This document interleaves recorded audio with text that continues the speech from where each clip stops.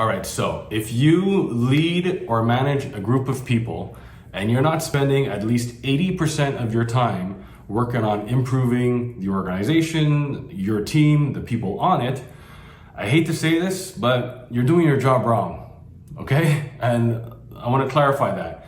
In your typical 7 to 8 hour workday, if you're not spending 5 to 6 hours a day working on any one of these activities, taking the company's vision and strategy and working it into your team, working with your team to align towards it, improving the processes on your team so it just makes things a little bit more efficient for everyone, working with coaching and developing people on your teams to make them better so that you can delegate more to them, or working with other areas to just improve the overall customer experience of the business, reduce costs, bump up revenues and try to get more sales. If in your typical 7 to 8 hour workday, 5 or 6 hours are not spent on those activities, again, I hate to say it, but you're not really working as a manager.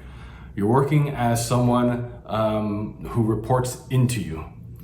All right? And the reasons I'm willing to bet are one of two reasons. Either, if you were to pull up your calendar, your Google Calendar or your Outlook calendar, those tasks would just not be in there at all, meaning you haven't planned for those tasks on a weekly basis and they're just filled with other meetings that people are planning for you, or they're planned, but you just can't get around to them. Those are for sure, it's one of those two reasons from my experience. The great news is it's a very common problem. So every single company I walk into, working with management, I hear those issues all the time. It's a problem that you can dig yourself out of that hole from if you're willing to do the work.